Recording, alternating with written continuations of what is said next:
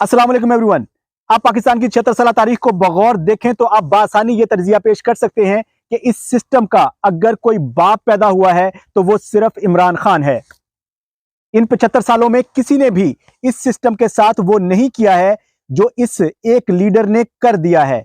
आपने वो छोटा बच्चा देखा होगा जिसको उसके वालिदैन नहलाने के लिए उसके कपड़े उतार देते हैं, उसका डायपर तक उतार दिया जाता है। बज़ाहिर तो उस बच्चे की इज्जत को नीलाम कर दिया जाता है, उसको नंगा कर दिया जाता है, मगर उसके वालिदैन की इंटेंशन उसकी इज्जत पामाल करना नहीं होती है। उसके वालिदैन चाहते हैं कि इस बच्चे के साथ जुड़ी हुई हर गंदगी साफ कर दी जाए, ये अच्छा नजर आए, ये प्यारा नजर आए।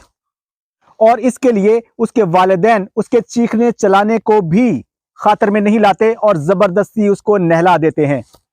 खान भी इस वक्त यही कर रहा है, उसने इस सिस्टम को नंगा कर दिया है।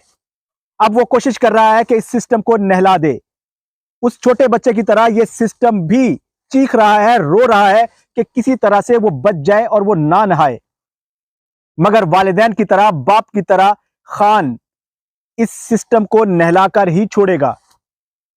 कौम को भी चाहिए जिस तरह वो उसके साथ जुड़ी हुई है वो जुड़ी रहे और उसकी मदद जारी रहे ताकि वो बासानी इस सिस्टम को नहला सके। अगर उसने इस सिस्टम को नहला दिया तो यकीनन ये आपका और आपके बच्चों का फ्यूचर सिक्योर कर देगा।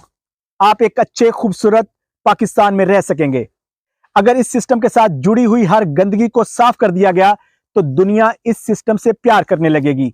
आपको पता होगा कि इस वक्त पूरी दुनिया इस बदबूदार सिस्टम के बारे में क्या क्या बातें करती है, हमें रैंकिंग में कहां पर फेंका गया है।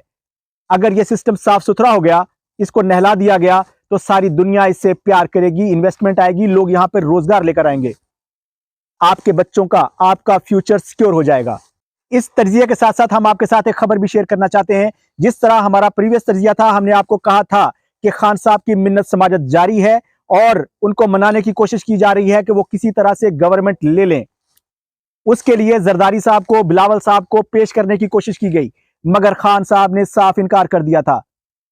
और अब कोशिश की जा रही है कि एक लूली लंगड़ी फेक वोटों के साथ, फेक मैंडेट के साथ एक गवर्नमेंट तश्कील दे दी जाए। अगर यह गवर्नमेंट तश्कील दे भी दी गई तो कौम 70 अरब रुपया और खर्च करने के लिए तैयार रहे। 1.5 से 2 साल के बाद दोबारा इलेक्शन होंगे। खान पहले से भी ज्यादा जोर से आएगा, वो इस सिस्टम को और ज्यादा नंगा करेगा, इस सिस्टम को और ज्यादा चीखना पड़ेगा, इस सिस्टम के लिए और ज्यादा मुश्किल खड़ी होगी। लेकिन अल्टीमेटली आज नहीं तो कल इस सिस्टम को नहलाया जाएगा।